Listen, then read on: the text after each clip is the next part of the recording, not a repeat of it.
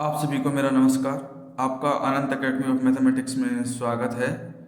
मैं योगेश्वर दयाल आज आपको कराने जा रहा हूँ रेडियाई ऑफ कन्वर्जेंस यानी कि radius of convergence power series के अंदर किस तरह से सोल्व करते हैं। ये दो क्वेश्चन ऐसे हैं जो इस बार यानी कि जो एमएससी फर्स्ट ईयर में है, फर्स्ट सेमेस्टर का असाइनमेंट जिनको मिला है उसमें ये दो क्वेश्चन भी हैं। ये आपको सोल्व करके सबमिट कराने हैं असाइनमेंट, तो ये मैं इसमें सोल्व करा रहा हूँ और पूरा जो पैटर्न होता है सोल्व करने का रेडियस ऑफ कन्वर्जेंस का वो भी आपको समझा रहा हूँ, ध्यान से देखना। सबसे पहले तो क्वेश्चन 1 है, यानी कि आपके पास कोई भी क्वेश्चन हो हम उसको कंपेयर करते हैं ए एन जेड की पावर एन से। हमारे पास क्वेश्चन ये था जेड की power N upon N factorial, तो जो 1 अपॉन एन फैक्टोरियल है इसको अगर मैं इससे कंपेयर करता हूँ ए की पावर जेड एन से, तो ए की एन जो है वो आ गया आपके पास 1 अपॉन एन फैक्टोरियल, यानी कि ए एन आ गया आपके पास 1 अपॉन एन फैक्टोरियल। फिर हम निकालेंगे ए एन प्लस वन, यानी कि जहाँ एन है वहाँ मैंने एन प्लस वन पुट कर दिया। अब जो आर का फॉर्मूला है वो होता है limit N tends to infinity A N divided by A N plus one which is equal to limit N tends to infinity. अब यहाँ पर ए एन तो ये है, उसको इससे डिवाइड करोगे तो रेसिप्रोकल होकर के एन प्लस वन फैक्टोरियल ऊपर चला जाएगा और एन फैक्टोरियल नीचे रह जाएगा। ये जो एन प्लस वन है इसको मैं n plus one into n factorial लिख सकता हूँ, नीचे एन फैक्टोरियल है ये कैंसिल हो जाएगा। इसमें अगर मैं एन को इन्फिनिटी रखूंगा तो ये सॉल्यूशन में क्या आएगा इन्फिनिटी, और ये आर आ जाएगा आपके पास इन्फिनिटी। ठीक है, फिर जब कभी भी आपके पास होल पावर में एन आ जाए तो आपके पास 1 अपॉन आर का ये फॉर्मूला लगेगा ए एन उसकी पावर 1 अपॉन एन, और इसमें लिमिट जो है वो एन टेंस टू इन्फिनिटी लगना, यानी कि ये फॉर्मूला तभी लगना जब होल पावर में एन हो। तो सेकंड जो क्वेश्चन था उसमें 1 plus 1 upon n whole power n square z की पावर एन आ गया, तो ये आपका क्या कहलाएगा ए एन कहलाएगा। तो इन्होंने ए एन ले लिया 1 plus 1 upon n whole power n square. अब हम ये वाला फॉर्मूला यूज करेंगे, यानी कि जो भी ए एन है उसकी पावर 1 बाई एन करेंगे। इसको जब मैं 1 बाई एन से मल्टीप्लाई करूँगा तो ये एन से पावर कैंसिल होकर 1 प्लस 1 अपॉन एन की पावर सिर्फ एन बच जाएगा, और लिमिट इन्फिनिटी पे इसकी वैल्यू होती है ई, और ये 1 अपॉन आर का फॉर्मूला होता है, यानी कि 1 अपॉन आर ई आ गया, तो रेसिप्रोकल करने पे आर की वैल्यू आ गई 1 अपॉन ई। सेम वे में अब जो असाइनमेंट में आपके पास क्वेश्चन आया था वो ये था जेड की पावर एन अपॉन एन की पावर एन, तो इसमें जो ये 1 अपॉन एन की पावर एन है ये ए एन होगा। अब 1 upon R is equal to limit N tends to infinity A N की power 1 by N is equal to limit N tends to infinity A N का मतलब ये है, इसकी पावर 1 बाई एन करोगे तो ये पावर से पावर मल्टीप्लाई होकर एन से एन कट जाएगा, सिर्फ 1 अपॉन एन बचेगा। इन्फिनिटी पुट करने पे जीरो हो जाएगा, 1 अपॉन आर की वैल्यू जीरो, रेसिप्रोकल करने पे आर जो है वो क्या आ जाएगा इन्फिनिटी। तो एक तो क्वेश्चन असाइनमेंट का यहाँ पे सोल्व हो रहा है। ठीक है, दूसरा मैं आपको लास्ट में सोल्व करके दिखाऊंगा, वो इसमें नहीं है सोल्व लेकिन मैं करके दिखाऊंगा आपको। ठीक है, इसमें आपके पास अब ये है फोर्थ क्वेश्चन में जो ए एन है वो है एन फैक्टोरियल अपॉन एन की पावर एन, तो इसमें फैक्टोरियल आ गया, होल पावर एन आई नहीं, इसलिए हम ए एन प्लस वन वाले फॉर्मूले का यूज करेंगे।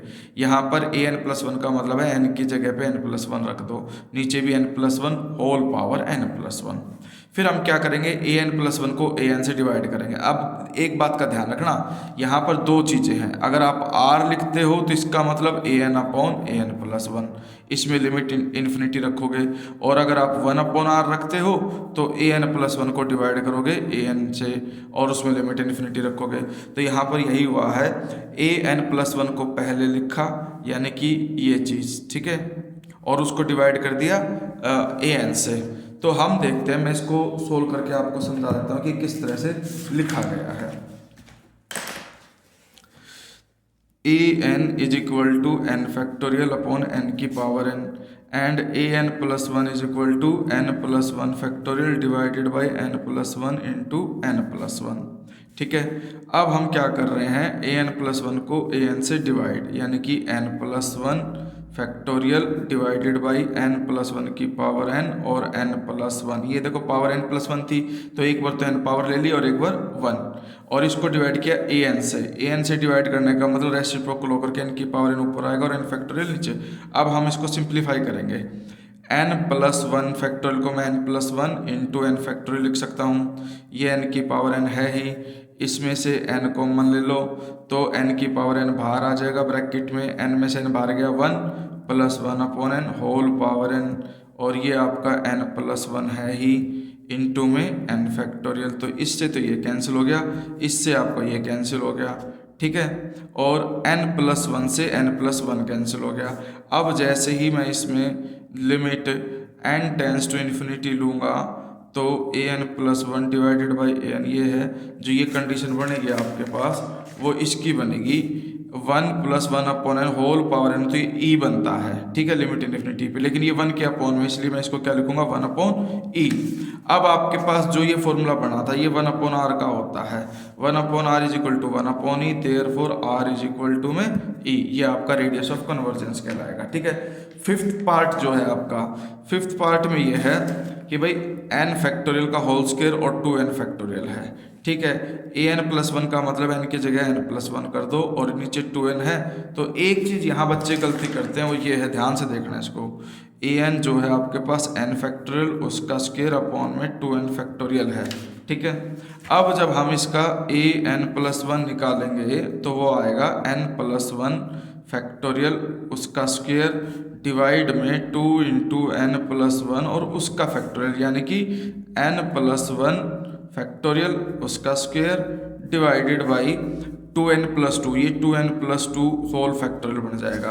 अब हम क्या करेंगे an+1 डिवाइडेड बाई an, तो ये तो हो गया n+1 फैक्टोरियल उसका square divided by 2n+2 whole factorial, और ये रेसिप्रोकल करके लिख दो क्योंकि डिवाइड करते हैं an से, तो रेसिप्रोकल हो जाएगा 2n फैक्टोरियल ऊपर और n फैक्टोरियल का स्क्वायर नीचे। अब हम इसको सिंप्लीफाई करेंगे तो ये तो n+1 उसका स्क्वायर अलग और n फैक्टोरियल उसका स्क्वायर अलग, क्योंकि n+1 फैक्टोरियल को मैं n+1 इंटू n फैक्टोरियल कर सकता हूँ, होल स्क्वायर है तो इसलिए दोनों का स्क्वायर अलग अलग। इधर ये 2n फैक्टोरियल है ही, नीचे 2n+2 को मैं 2n+2 into 2n+1 into 2n factorial लिख सकता हूँ, और नीचे ये n फैक्टोरियल का स्क्वायर है ही, तो इससे तो ये कैंसिल, 2n फैक्टोरियल से 2n फैक्टोरियल कैंसिल।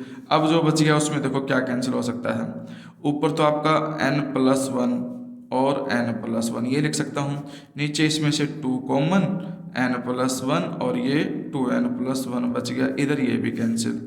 अब न्यूमरेटर में से n कॉमन ले लिया 1+1 अपॉन n, डिनोमिनेटर में से भी n कॉमन ले लिया तो 2+1 अपॉन n बच जाएगा, इधर n से n कैंसिल। अब जैसे ही मैं 1/r लिख करके limit n tends to infinity put करूँगा an+1 अपॉन an में, तो हम देखते हैं 1/∞ 0, 1/∞ 0 1/2 आ गया, ठीक है। अब रेसिप्रोकल करने पे r की वैल्यू क्या आ जाएगी 2। अब हम करेंगे इसका सिक्स्थ वाला क्वेश्चन, ठीक है। सिक्स्थ वाले क्वेश्चन में क्या होगा वो देखिए।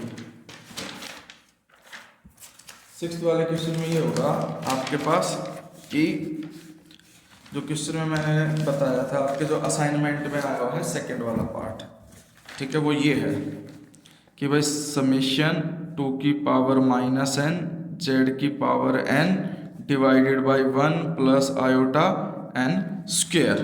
तो इसके अंदर z के n को छोड़ करके जो कुछ है उसको हम an मान लेते हैं। an आ गया 2 की power -n upon 1 plus iota n square. अब हम क्या करेंगे, इसके अंदर an+1 निकालेंगे। an+1 का मतलब 2 पावर -n की जगह पर n+1, 1 प्लस आयोटा n की जगह पर n+1 इसका स्क्वेयर। इसको थोड़ा सा सिंप्लीफाई कर देते हैं, 2 की पावर -n, माइनस अंदर जाएगा -1, इसको मैं अलग से लिख सकता हूँ ऐसे, और इसमें 1 प्लस आयोटा n+1 का स्क्वेयर। अब 1/r is equal to limit n tends to infinity an+1 divided by an, यानी कि ये लिखोगे पहले तो 2 की limit n tends to infinity 2 की पावर -n इंटू 2 की पावर -1, 1 प्लस आयोटा n+1 का स्क्वेयर है यहाँ, उसको डिवाइड करोगे an से तो ये रेसिप्रोकल हो जाएगा, 1 प्लस आयोटा n स्क्वायर ऊपर और 2 की पावर -n नीचे, तो ये तो इससे कैंसिल हो गया। अब हम क्या करेंगे, न्यूमरेटर में से n स्क्वायर कॉमन ले लेते हैं क्योंकि n की मैक्सिमम पावर 2 है, तो ये 2 की पावर -1 तो बचा, n स्क्वायर कॉमन आ गया, 1/n स्क्वायर लिखूंगा क्योंकि इसमें से कॉमन जाएगा तो 1/n square plus iota n square में से n स्क्वायर कॉमन गया तो 1 बच जाएगा, फिर होल डिवाइडेड बाई डिनोमिनेटर में भी n स्क्वायर कॉमन, तो ये तो 1/n स्क्वायर प्लस आयोटा, इस ब्रैकेट में से n स्क्वायर गया तो यहाँ बचा 1 और यहाँ बचा 1/n होल स्क्वायर, ठीक है। क्योंकि इसमें से n कॉमन लोगे तभी n स्क्वायर बाहर आएगा, फिर वो इन दोनों में से n स्क्वायर बाहर गया, ये कैंसिल हो गया। अब लिमिट इन्फिनिटी रख दो आप, लिमिट इन्फिनिटी रखते ये आपका 0, ये आपका 0 और ये भी आपका 0, तो आपके पास ऊपर न्यूमरेटर में आयोटा बचेगा और डिनोमिनेटर में भी आयोटा बचेगा। तो limit n tends to infinity 2 की -1 तो बचा ही, साथ में ये 1/इन्फिनिटी 0 सिर्फ आयोटा, डिवाइड में 1/इन्फिनिटी 0, ये आयोटा बचेगा, 1 + 0 1 होता है इसलिए, और ये इससे भी कैंसिल। 2 की पावर -1 को मैं 1/2 लिख सकता हूँ। 1/r आपके पास 1/2 आ गया, देयरफॉर r जो है वो क्या आ जाएगा 2, यही आपकी रेडियस ऑफ कन्वर्जेंस होगी। तो ये 6 क्वेश्चन मैंने इसमें सोल्व करा दिए हैं रेडियस ऑफ कन्वर्जेंस से रिलेटेड। लेकिन इसके साथ साथ एक चीज और आती है जो आपको समझनी है, ठीक है। जैसे ये आया, find the radius of convergence of the power series 3 + 4 iota की पावर n है, तो ये 1/n करके आप सोल्व कर सकते हैं, इसको इजीली आ जाएगा आपके पास। ध्यान रखना ये कॉम्प्लेक्स नंबर है, इसका हम मॉडुलस करेंगे, मॉडुलस करना पड़ेगा आपको, तो वो होता है 3 का स्क्वायर + 4 का स्क्वायर उसका अंडर रूट, तो ये एक प्रकार से 25 का अंडर रूट बनेगा और वो आ जाएगा 5, इसीलिए इसको 5 की पावर n लिखा गया। तो an का मोड = 5 की पावर n। फिर 1/r limit n tends to infinity an का मोड उसकी पावर 1/n, तो इसकी पावर 1/n करोगे, n से n कट के 5 आ जाएगा, लिमिट इन्फिनिटी रखना है 5 और r जो है वो 1/5, ठीक है। तो कॉम्प्लेक्स नंबर के अंदर उनका मैग्नीट्यूड आपको लेकर के चलना पड़ेगा। इसके बाद यहाँ पर ये है find the domain of convergence. Domain of convergence में कुछ नई चीज आ जाती है, उसको कैसे करोगे, देखो n² z² + 1/1 + आयोटा की होल पावर n, तो इसमें ये पूरा ही ये un लिया जाता है, ठीक है। तो इसको un ले लिया, फिर un + 1 को un से डिवाइड किया, जनरली ये n + 1 का होल स्क्वायर हो जाएगा, ये आपका पावर में n + 1, इसको डिवाइड करोगे un से, तो ये एक प्रकार से रेसिप्रोकल हो जाएगा, 1 + आयोटा की पावर n ऊपर चला जाएगा, z² + 1 की पावर n नीचे आ जाएगा, और जो आपका ये n² ये भी नीचे। अब इसमें से जो कैंसिल हो सकता है वो हम कैंसिल करेंगे।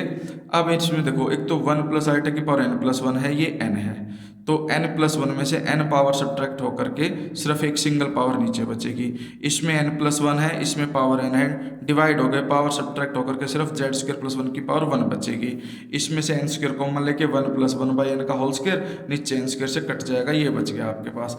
अब हम इसमें जैसे ही मोड लेंगे, मोड लेने के बाद हम ये देखते हैं कि इसका क्या बचता है, तो लिमिट इन्फिनिटी पे तो 1/इन्फिनिटी करके 0 होकर के 1 हो गया, इधर जो ये है इसका मोड ले लेंगे, इधर z² + 1 का मोड अलग, और नीचे 1 + आयोटा का मैग्नीट्यूड आएगा 1² + आयोटा का कोएफिशिएंट भी 1 है, उसका स्क्वायर, उसका अंडर रूट यानी कि √2 आएगा, ये वैल्यू आ गई। अब therefore given series is convergent if, convergent के अंदर क्या होता है कि अगर मैं इसको लेस देन 1, आपने रेशियो टेस्ट पढ़ा होगा, रेशियो टेस्ट में क्या होता है जनरली कि भाई अगर an/an + 1 लिमिट इन्फिनिटी रखने पे L आता है, अगर वो ग्रेटर देन 1 है तो कन्वर्जेंट होता है, लेकिन यहाँ पर हम निकाल रहे हैं an + 1/an, तो ये आपका L जो है वो 1/L हो जाएगा, और जो 1 है वो लेस देन 1, तो इस तरह से जो भी यहाँ वैल्यू आएगी वो लेस देन 1 है तो ही कन्वर्जेंट होगा, तो इसमें ये वैल्यू आ गई लेस देन 1, √2 उधर जाके मल्टीप्लाई हो जाएगा। तो hence domain of convergence is given by z² + 1 का मोड इज लेस देन √2।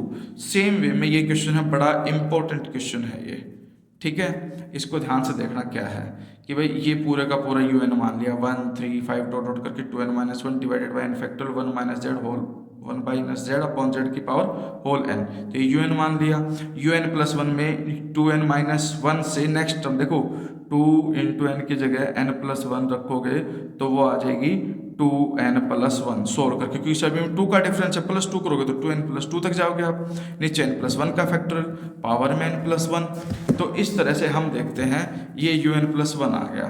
फिर वही un + 1 को un से डिवाइड करोगे तो तुम देखोगे 2n - 1 तक सारा cancel, n + 1 into n factorial करके n + 1 कैंसिल हो जाएगा, n फैक्टोरियल कैंसिल हो जाएगा, n + 1 नीचे बचेगा, और पावर n + 1 को n से सब्ट्रैक्ट करके आपके पास पावर 1 बच जाएगी, वो डिवाइड करके आप देख लेना, ठीक है। इसमें से n कॉमन, इसमें से n कॉमन, वो दोनों कैंसिल, यहाँ 2 + 1/n, यहाँ 1 + 1/n, तो एक प्रकार से यहाँ 2 बचेगा, बाकी तो वो सारा 0, यानी कि इस तरह से आ जाएगा ये n common 2 plus 1 upon n divide में n common 1 plus 1 by n, और ये 1 माइनस जेड अपॉन जेड, ये कॉम्प्लेक्स नंबर होते हैं इसलिए मोड में लिखा, ये कैंसिल, इन्फिनिटी तक ये 0, ये भी 0, 2/1 करके 2 रह गया, और ये ठीक है।